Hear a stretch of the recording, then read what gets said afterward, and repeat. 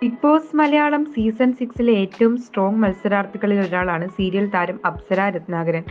കഴിഞ്ഞ ദിവസം big boss കുടുംബാംഗങ്ങളോട് തന്റെ ജീവിതകഥ അപ്സര വെളിപ്പെടുത്തിയിരുന്നു.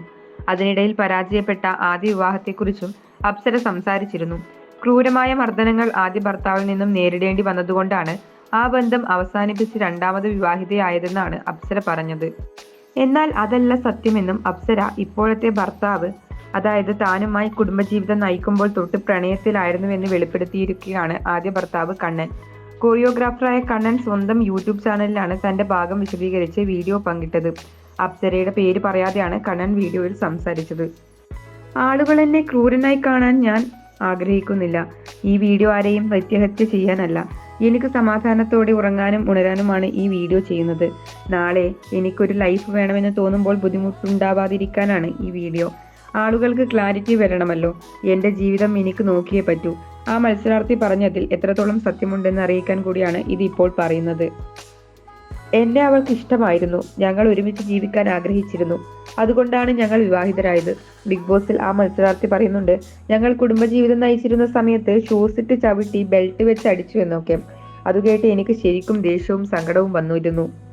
മുമ്പും ഇവർ ഇതുപോലെ പറഞ്ഞിട്ടുണ്ട്. അവർ സൈബർ സെല്ലിൽ കേസ് കൊടുത്ത് അന്ന് ഞാൻ വിശദീകരണം നൽകി പങ്കിട്ട വീഡിയോ ഡിലീറ്റ് ചെയ്യിപ്പിച്ചു. ആ മത്സരാർത്ഥിയുടെ അമ്മ ഞങ്ങളുടെ പ്രണയം അറിഞ്ഞ് 45 ദിവസം ആശുപത്രിയിലായിരുന്നു എന്നത് സത്യമല്ല. അങ്ങനെ ഒരു സംഭവം നടന്നിട്ടില്ല. ഷൂസ് ഇട്ട് ചവിട്ടി ബെൽറ്റ് കൊണ്ട് അടിച്ചു എന്നൊക്കെ പറയുന്നത് സത്യമല്ല. അങ്ങനെ സംഭവം നടന്നിട്ടില്ല.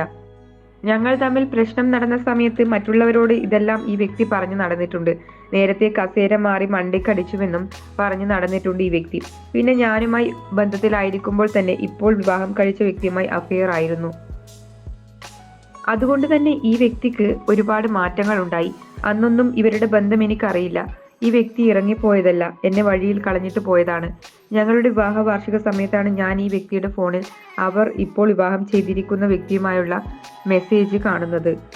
ഫോണൊക്കെ ലോക്കായിരുന്നു. വഴക്ക് കൂടുമ്പോൾ പറയാൻ പാടില്ലാത്തതൊക്കെ എന്നെ പറഞ്ഞിട്ടുണ്ട്.